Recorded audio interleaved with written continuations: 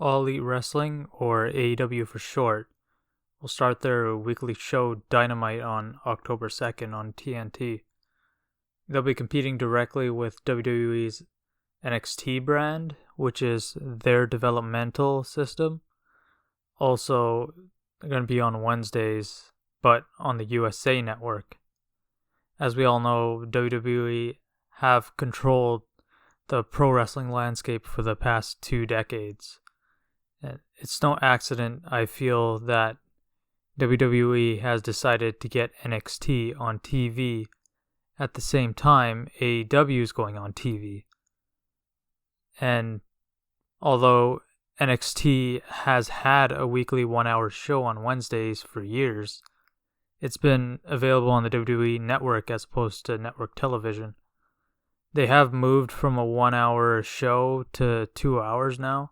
Starting in the past 2 weeks, however, only the first hour has been on USA Network, while the second is on WWE Network. From October 2nd on, though, all 2 hours will be on USA. The organization, All Elite Wrestling, was built on the foundation of the success of an event organized by Cody Rhodes and the Young Bucks back on September 1st of last year, called All In. The event was organized from an off-color comment by wrestling critic Dave Meltzer after being asked in 2017 if ROH, which was the biggest drawing pro wrestling organization in America outside of WWE, could draw 10,000 fans, to which he replied, "Not anytime soon." Cody Rhodes took that as a challenge, and eventually they sold out 10,000 tickets within 30 minutes after they went on sale. I myself actually attended this event with a who's who of wrestlers all over the card. That event went pretty well, except for the main event being cut a bit short. But it also had Tony Khan in the crowd, who's son of billionaire Shahid Khan. And it turns out that Khan was actually looking for the right time to swoop in and get his own company together when the right collection of talent became available. And wouldn't you know it, the entire Elite and Chris Jericho were out of a contract at the same time. The organization itself was teased for a month, and on the New Year's episode of the Young Bucks YouTube show Being the Elite, it was revealed that the organization's name was AEW, and the first event would be Double or Nothing.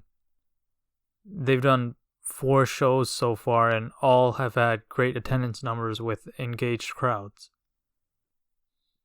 There hasn't been pro wrestling on TNT since WCW closed its doors back in 2001 after they got bought out by Vince McMahon. They, however, were not the last competition to go up against the mighty sports entertainment promotion. TNA, or Total Nonstop Action, attempted their own version of the Monday Night War in January of 2010 with Impact on Spike TV, but ultimately failed miserably. Dixie Carter, then owner of the promotion, brought in Hulk Hogan and Eric Bischoff to build up her wrestling promotion. Long story short, TNA are now known as Impact Wrestling and are making a big move from Pop TV to Access, which, it's a lot worse off than they were with Spike. A number of wrestlers from that time, funny enough, are major players in AEW. The Young Bucks were known as Generation Me, Christopher Daniels, and Frankie Kazarian, and WWE actually has a large contingent of ex-TNA talent themselves. So AEW's wrestlers consist of many who aren't as well known by people who are only in the WWE bubble.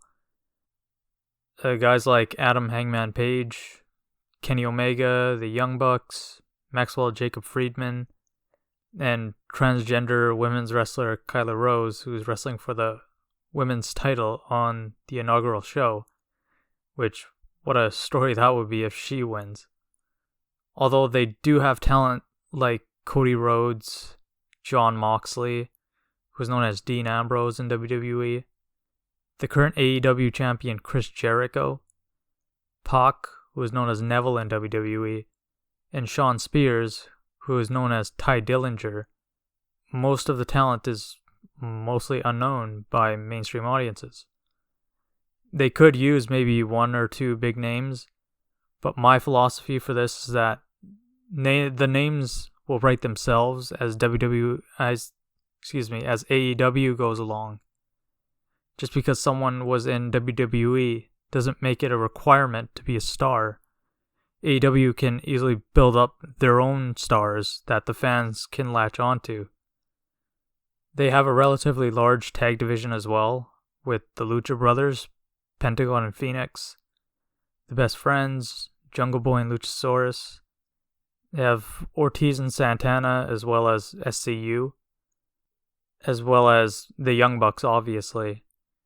They're all in a tag team tournament to figure out who the first ever AEW tag champs would be.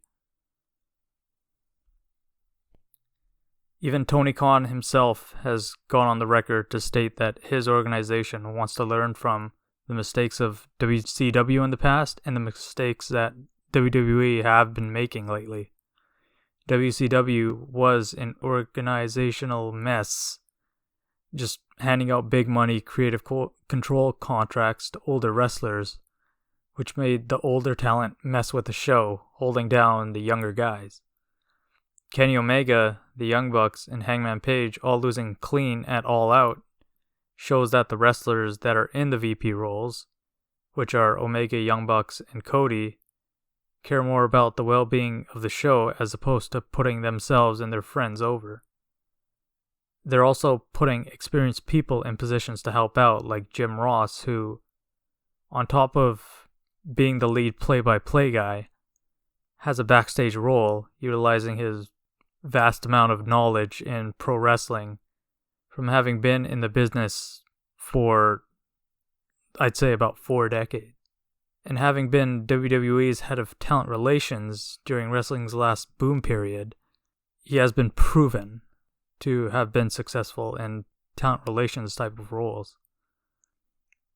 Also, WWE today is being overly scripted by Vince McMahon and a large team of creative writers coming in and out from TV and Hollywood, meaning that these writers have very little understanding of professional wrestling.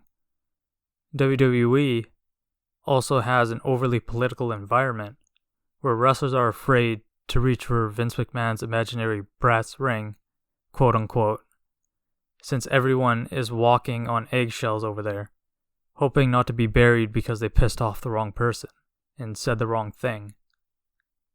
Vince McMahon himself is a problem because as a 70-year-old billionaire who is running the company since the 80s, he's become out of touch over time with the current audience.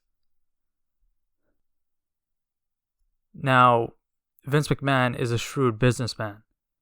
In the 80s, he beat out the territories and gobbled many of them up by having such a national brand due to big events like WrestleMania and widespread TV deals. In the 90s, of course, he struggled at first, but ultimately overcame the threat posed by WCW.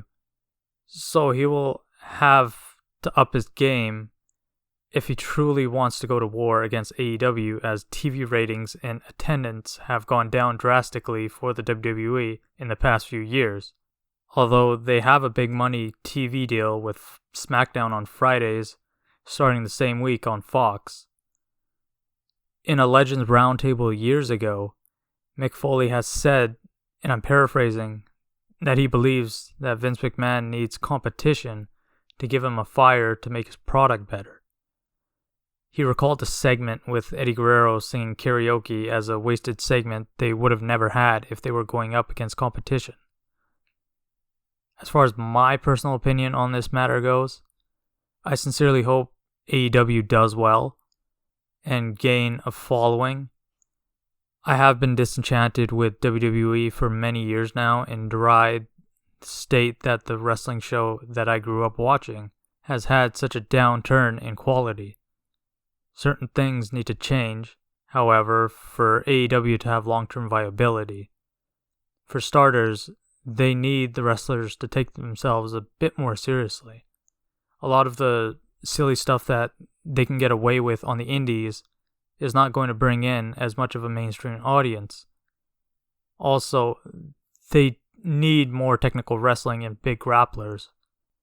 Everyone currently wrestles a similar fast-paced style utilizing a lot of high-flying moves.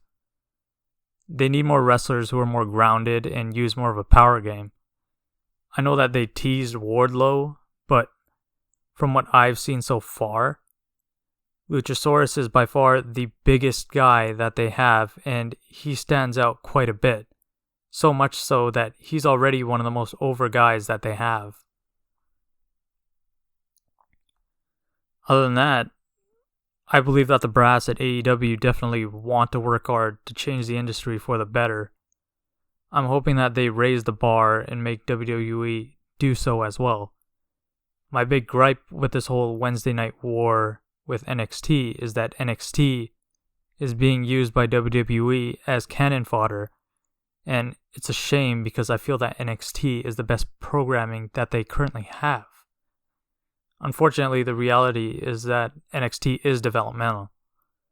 A good portion of the wrestlers aren't seasoned vets, and the better ones will be brought up to the main roster where they're not going to be used well.